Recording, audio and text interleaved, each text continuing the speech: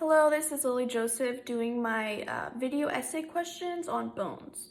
So for number one, we have that you fracture your fibula and you go to the doctor. They say, be grateful, like you didn't fracture your tibia. Now this is because your fibula and tibia are the two long bones that make up the lower portion of your leg. And the tibia is the more thicker of the two, and it is on the inside, and then on the outside would be the fibula, which is much smaller bone. Now, because the tibia is much thicker, it is the more weight-bearing of the two, and so it supports more of your body weight, pretty much all of it, compared to the fibula. So if you would fracture your tibia, it's much thicker, and it holds your body weight essentially. So it'd be much more painful, and your body would be a stressor on that fracture, so it'd be way more painful than fracturing your tibia. And also, I researched that a tibia fracture is a 4 to 6 month recovery versus a fibula fracture, which is only 3 to 4 months. So it's lesser.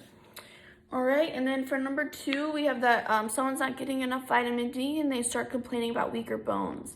This is because vitamin D is not in a lot of foods.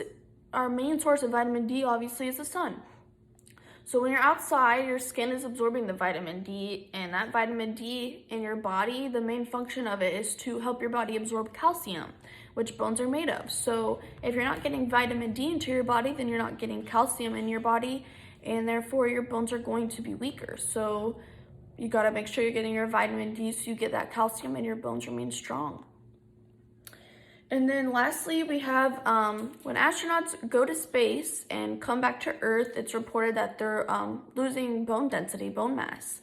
And this is because when here on Earth, we have gravity. It's pulling us to the core. So our skeletal system, all our bones are responsible for holding up our body weight. Now, when you're in space, you're in orbit, there's no gravitational pull, you're pretty much weightless, just floating around. So your bones are not being used to support your body weight. So because your bones aren't being used, they're gonna be weaker.